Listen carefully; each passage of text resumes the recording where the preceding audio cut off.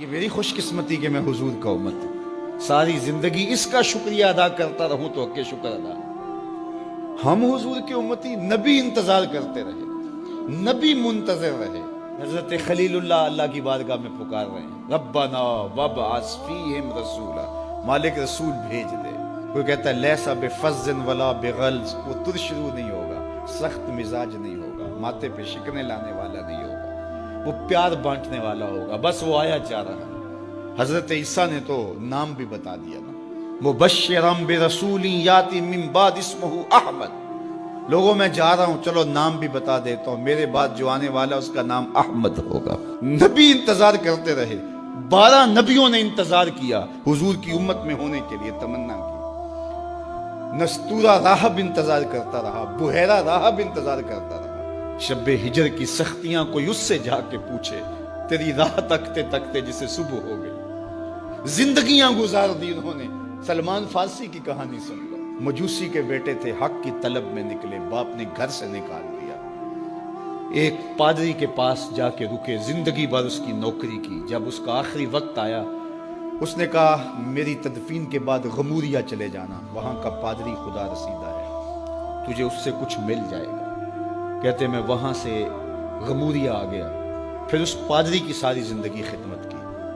جب وہ مرنے لگا تو اس نے کہا کوئی ایسا شخص نہیں ہے جس کے پاس اب میں تجھے بھیجوں، لیکن نبی آخر الزماں کے ظہور کے لمحے آ گئے، تو یہاں سے یثرب چلا جا، وہ اس نبی کی ہجرت گاہ ہوگی، تیری زندگی سنور جائے گی، تو نے بڑی محنت کی ہے، بڑی نوکری کی ہے میری۔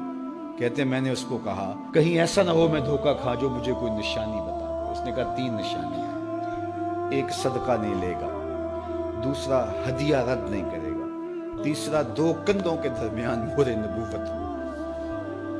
کہتے ہیں میں نے اس کی تدفین کی، یثرب کی جانب جاتے ہوئے ایک قافلے میں شامل ہو گیا، انہوں نے مجھے پکڑ کے اپنا غلام بنا لیا، لیکن میرے پہ مہربانی یہ کی کہ مجھے بیچا جا کے مدینے میں۔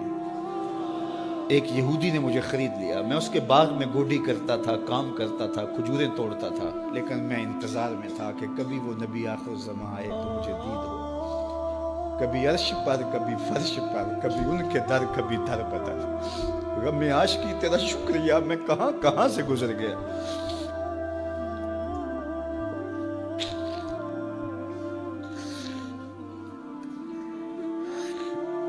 کہتے ہیں ایک دن میں اپنے باغ میں کھجوریں توڑ رہا تھا کہ ہواؤں میں مستی پیدا ہو گئی اور ہر سمت سے طلع البدر علینا کی صدائیں گونجنے لگیں۔ میں سمجھ گیا کہ وہ لمحے آ گئے، میں نے چھلانگ لگا دی اور دوڑ پڑا۔ میرے آقا نے سمجھا شاید غلام بھاگ گیا، اس نے دوڑ کے مجھے پکڑ لیا۔ میں نے اس کو کہا کہ میں نوکر تیرا ہی ہوں، لیکن دل نوکر کسی اور کا ہے، میں بھاگوں گا نہیں، مجھے جانے دے۔ میں کچھ کھجوریں